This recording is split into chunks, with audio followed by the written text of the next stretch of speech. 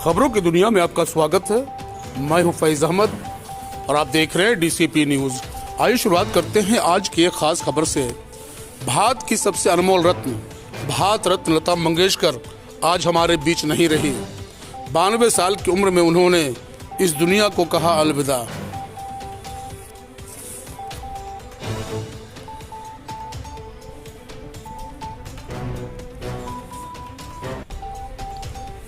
भारत रत्न लता मंगेशकर भारत की सबसे अनमोल गायिका रही हैं।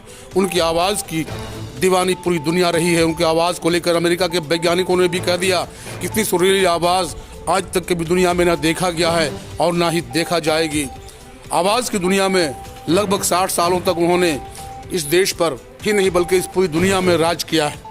लता मंगेशकर का जन्म 18 सितंबर 1929 को इंदौर के मराठी परिवार में पंडित दीनदयाल मंगेशकर के घर हुआ था। इनके पिता रंगमंच के कलाकार और गायक भी थे, इसलिए संगीत इन्हें विरासत में मिली थी। लता मंगेशकर का पहला नाम हेमा था, मगर जन्म के 5 साल बाद उनके माता पिता ने इनका नाम रखकर लता रख दिया था। लता ने केवल 5 साल की उम्र में ही अपने पिता के मराठी संगीत नाट्य में काज किया। 1942 में इनके पिता की मौत होने के बाद ये केवल 13 वर्ष की थी। नवयुग चित्रपट फिल्म कंपनी के मालिक और इनके पिता के दोस्त मास्टर विनायक ने इनके परिवार को संभाला और लता मंगेशकर को एक सिंगर और एक अभिनेत्री बनाने में इनकी पूरी मदद की। लता मंगेशकर ने अपने संगीत सफर की शुरुआत मराठी फिल्मों से की। इन्होंने मराठी फिल्मों की किटी हासिल के लिए गाना नाचूं या गले खेलूं सारी मनी हंस भारी गाया, मगर अंत समय में इस गाने को फिल्म से निकाल दिया गया। उसके बाद विनायक ने नवयुग चित्रपट के मराठी फिल्म में पहली मंगला गौर में काम किया और फिल्म में गाना नातली चैत्राची नावलाई गाया। इन्होंने हिंदी भाषा में पहला गाना माता एक सपूत की दुनिया बदल दे तू मराठी फिल्म गाजा भाव के लिए काम किया। इसके बाद जब मंगेशकर मुंबई चली गई, यहाँ उन्होंने हिंदुस्तानी क्लासिकल म्यूजिक के उस्ताद अमाद अली खान से क्लासिकल संगीत सीखना शुरू किया। उसके बाद इन्होंने विनायक की हिंदी फिल्मों में छोटे रोल के साथ साथ हिंदी गाने तथा भजन गाए। इस दौरान उनकी मुलाकात वसंत देसाई से हुई। 1947 में भारत बंटवारे के बाद उस्ताद अमाद अली पाकिस्तान चले गए। लता ने उस्ताद बड़े गुलाम अली खान, पंडित तुलसी दास शर्मा तथा अमाद खान देवसल्ले से संगीत सीखा और 1948 में विनायक की मौत के बाद गुलाम हैदर लता के संगीत मेंटर बने। हैदर ने लता की मुलाकात शशधर मुखर्जी से कराई, जो शहीद फिल्म बना रहे थे। उन्होंने लता की ज़्यादा पतली आवाज़ होने के कारण उन्हें अपनी फिल्मों में गाने का मौका नहीं दिया। हैदर ने लता को मजबूर 1948 फिल्म में पहला ब्रेक दिया। लता पहले नूरजहां के स्टाइल में गाना गाती थी, मगर बाद में खुद की आवाज़ में बना ली। उस समय ज़्यादा हिंदी सिनेमा के संगीतकार हिंदी के अलावा उर्दू शब्द का प्रयोग क्या करते थे। दिलीप कुमार ने भी लता को हिंदी उर्दू गाने में मराठी टोन प्रयोग करते सुना। इसके बाद लता ने उर्दू शिक्षक से उर्दू भाषा की भी शिक्षा प्राप्त कर ली। 1949 में आई फिल्म महल में मधुबाला के लिए गाना गाया और वो गाना बहुत ही लोकप्रिय हुई। 1950 में लता ने कई संगीतकारों के साथ गाना गाया, जिनमें अनिल विश्वास, शंकर जयकिशन, नौशाद अली, एस.डी. बर्मन, मदन मोहन सहित कई दिग्गज संगीतकारों के साथ काम किया। और 1955 में लता ने तमिल फिल्मों के लिए भी गाने गाए। लता ने बहुत सारी फिल्मों में गाना गाया, जिनमें से प्रमुख है बैजू बाबरा, मुगल आजम, कोहिनूर,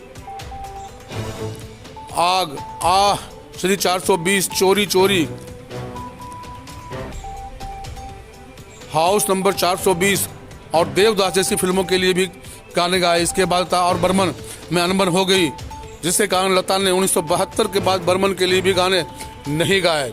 लता मंगेशकर ने पहली बार 1958 में बनी मधुमती के लिए सलील चौधरी द्वारा लिखे गए संगीत आजा रे परदेशी के लिए film fair award for best female singer का अवार्ड भी जीता। 1950 से पहले लता ने श्री रामचंद्र के लिए कई गाने गाए। 1960 में लता मंगेशकर ने कई लोग फिर फिल्मों के लिए भी गाने गाए जो प्रसिद्ध हुए, जिनमें मुगल आजम,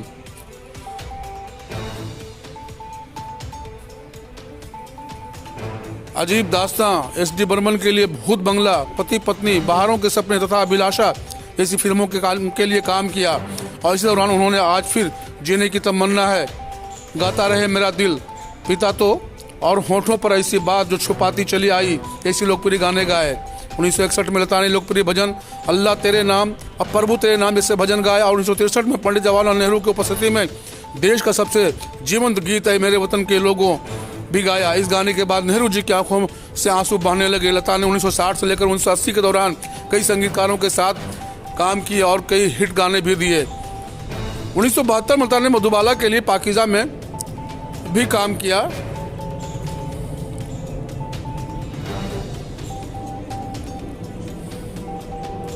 इसके बाद प्रेम पुजारी के लिए, रंगीला रे, शर्मीली के लिए, अभिमान के लिए, परिचय के लिए, रुदाली के लिए, ना जाने ऐसे कितने ही प्रसिद्ध गानों फिल्मों के लिए उन्होंने गीत गाए। 1970 में लता ने सिलसिला, फैसला, विजय चांदनी, राम लखन और मैंने प्यार किया जैसी हिट फिल्मों के लिए अपनी आवाज़ दी। और 90 में उन्होंने आनंद मिलिंद, नदीम शर्मन, जतिन ललित, दिलीप समीर जैन, उत्तम सिंह, अनु मलिक, आदेश श्रीवास्तव तथा AR रहमान जैसे संगीतकार के साथ काम किया। और जगजीत सिंह, SP बालासुब्रमण्यम, उदित नारायण, हरिहरन, कुमार शानू, सुरेश वाडेकर, मोहम्मद अजीज, अभिजीत भट्टाचार्य, रूप कुमार राठौर, विनोद राठौर, गुरदास मान तथा सोनू निगम के साथ भी कई गाने गाए। लता ने यशराज फिल्म की लगभग सभी फिल्मों के लिए गाने गाए। इसमें चांदनी, लम्हे, डर, ये दिल लगी, दिलवाले दुल्हनिया ले जाएंगे, दिल तो पागल है, मोहब्बतें, मुझसे दोस्ती करोगे और वीर ज़ारा फिल्म में भी शामिल है। लता ने AR रहमान के साथ भी गाने गाए जो बहुत ही फेमस हुए। परंतु आज लता मंगेशकर हम लोगों के बीच नहीं है। 6 फरवरी 2022 को लगभग 10:15 में उन्होंने इस दुनिया को अलविदा कह दिया। आज हमारे बीच नहीं है, लेकिन उनकी यादें पूरी दुनिया में हमेशा तक कायम रहेगी। अंसार सिद्दीकी के साथ मुराजुद्दीन की खास रिपोर्ट, DCP न्यूज़, लखनऊ।